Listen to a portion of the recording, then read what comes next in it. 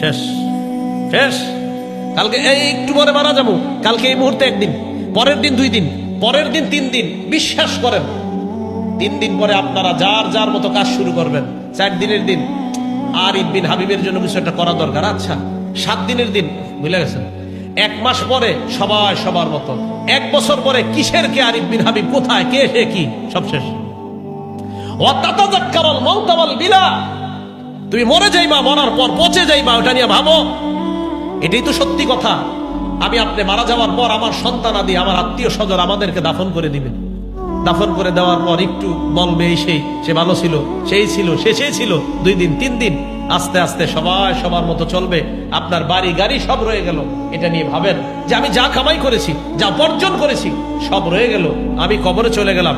ভাইও আজকে থেকে ভাবেন, আজকে রাতে মাথাটা বালিশে লাগান, একটু সময়ের জন্য ল্যাপটা মুড়ি দেন, কম্বলটা মুড়ি দিয়ে চোখটা খোলেন, দেখবেন আপনি অন্ধকার, কিছু দেখা যায় না।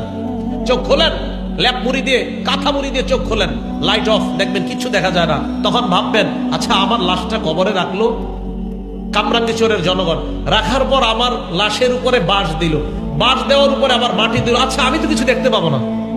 আচ্ছা অন্ধকার, ব্যাপারটা কি? ইমানদার হলে কবর আল্লাহ আলোকিত বানায় দিল। ভাই কথাগুলা ভাবেন।